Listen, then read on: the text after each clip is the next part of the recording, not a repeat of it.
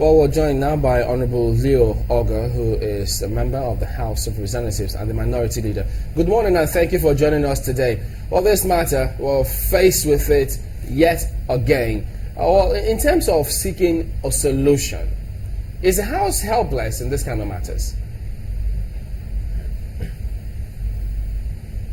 Well, first, I think good morning, and the issue actually is not an issue that the House can solve just like that. It is clearly a policy issue, and it depends on how we are prepared to handle this issue as a nation. Let's be very, very clear. This is one product that the whole nation and the economy of this great country revolves around. And from day one, you know, the policy of oil has not really been in the interest of the Nigerian people. And why do I say this? We here have a country that depends solely on one product, which is oil. We now tap this oil from the source, which is our land here, export this primary product, and use the proceeds that comes out of this primary product to buy finished product. We don't even just end there, we end up also subsidizing this same primary, this finished product. You know, so it doesn't work. There's nobody that subsidizes consumable imports. No nation does it. This is the only country that does it in the whole world. And you can clearly see today that because of the dwindling exchange rate ending, we are in a very terrible situation. So I believe that the policy from day one is very, very wrong. It is not just a policy that has to do with either PDP or APC. It is something we need to go back to the drawing tables. And we have been agitating on this issue for a long time. But because of the politics of, winning at all costs, people are scared to address the issue. I'll give you a very clear example. You remember vividly when Dangote bought Port Harcourt refineries. The whole country went agog, and the labor union stood up and said, no, it should not be done. But presume today, if Dangote was given the opportunity of turning that refinery around, the music wouldn't be the same thing. Till we'll address this issue, we will be faced with this particular problem on a continuous basis. I have never seen it. I come from a background where we are peasant farmers. My mom, who used to be a peasant farmer of blessed memory, never ever any day harvest her cassava, take the cassava to the market, sell this cassava and use the proceeds to buy garri from the market. That is what we are doing as a nation, and there is no way we can survive it. The Minister of Petroleum have told you very clearly that this thing will not work till we address these issues, till we go to the foundations, till we liberalize this market and give the opportunity for people to look inward and see the profit margin and set up their various refineries. We'll keep going round and round and round this issue and keep complaining. So we have a major problem in our hands, and I think as a nation, we should go back to the drawing table and address it once and for all. I'm happy that you're seeing it from that perspective, but for some, they would be asking the question today, how can the National Assembly help to liberalize the sector?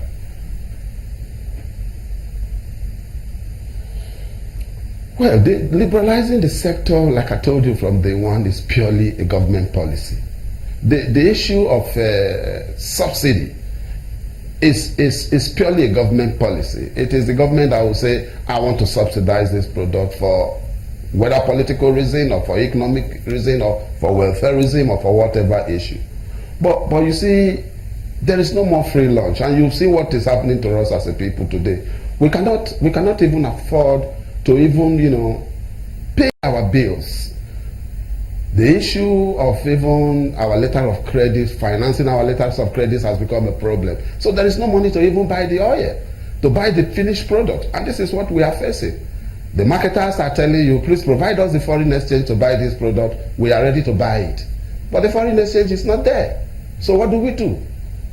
The only thing we can do now is to look inward. And how do we look inward? We are going to have challenges. We're not going to run away from the truth. The truth is very, very clear that when we liberalize this market, there's going to be some level of price fluctuations.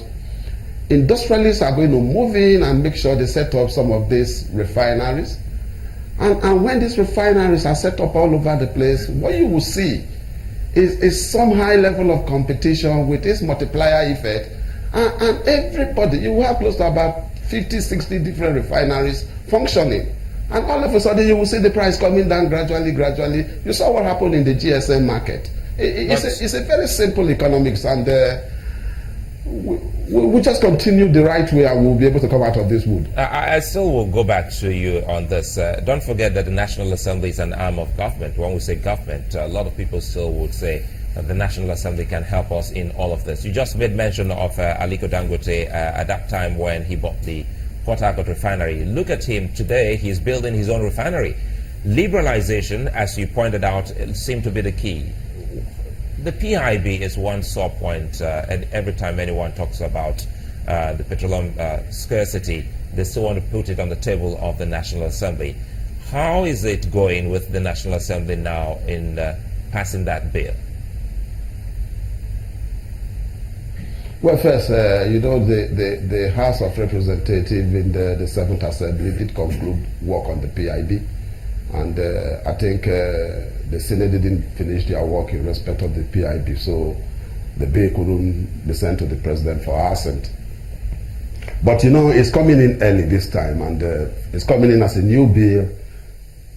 We were going to look at it and defend what we think is right in it, and those that we don't agree with, definitely we will remove them. But there are some specific issues which I read in the press recently, and I find them very embarrassing.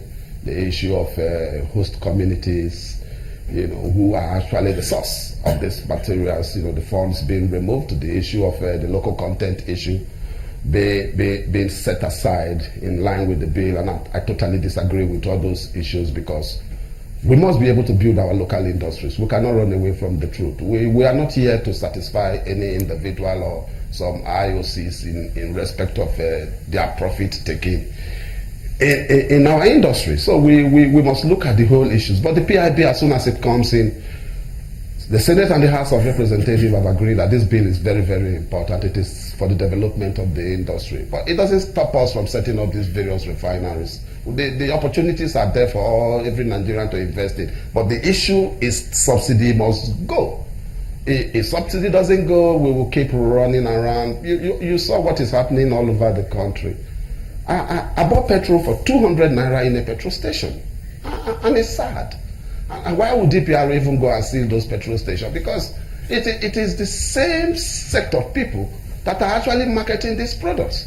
You don't get the product at the official price in these various refineries, or when they even bring this product in, you don't get it at the official price. There are a lot of middlemen that are there, in between this whole transaction. So these guys who buy this product definitely will sell at a margin to make a profit. Nobody is getting product to the petrol station today for probably 86 naira. And that is a very common truth. You can find time and go to the various petrol stations and find out the methodology in which they get their petrol today. So we have a challenge as a people, and I sincerely believe that we must avoid the politics of oil and make sure we solve this problem, because it is our brothers and sisters, the Nigerian people, that are suffering the consequence. Honorable, have you always been of this thoughts? Because I do recall that was it in the 7th Assembly, there was an emergency sit-in by the House of Representatives during the strikes in 2012, when it was seen that the House said that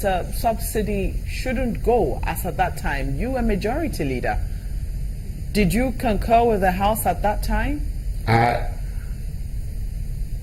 Go to the history of the House, and you will find out that I am a student of removal of subsidy. I have insisted on it. I've been abused on a continuous basis, even in the networks and various media setup, But I know definitely well that we cannot continue with this exercise. We don't have the resources, and we cannot even continue financing a consumable product. You are indirectly funding, the employment of other nations. Seriously, the elites need to tell our people the truth so that we can solve this problem once and for all. The question is, I am against subsidy from day one. I have always said, I've said it continuously, that subsidy is not helping us. We are wasting good resources in chasing a consumable product. We don't need to subsidize fuel on a very serious note. We should spend this money in various sectors.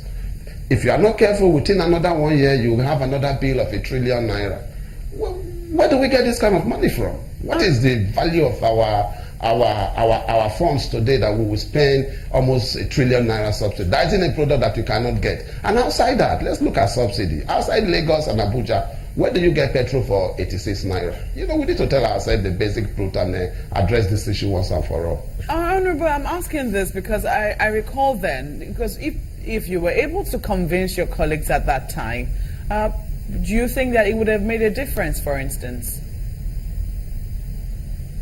Sure, it should. Definitely, you know, but because also of the politics of people believing that, you know, if they see you saying the right thing, your constituents will be very, very disappointed and annoyed with you that this is the only thing they are benefiting from the government. But history will not forgive us if we allow this thing to continue the way it's going. You see the suffering. And I'm sure that even the Buhari administration is finding it very difficult to address this issue. But I think for once, you know, we should take the bull by the horn and solve this problem once and for all. The commoners today are even buying petrol for 200 naira. And I can assure you that when you liberalize this market, there is no way this product, even with the current exchange rate, will sell for 200 naira. So the middlemen, the black marketeers, and a host of other people are just sapping the people for no justifiable reason.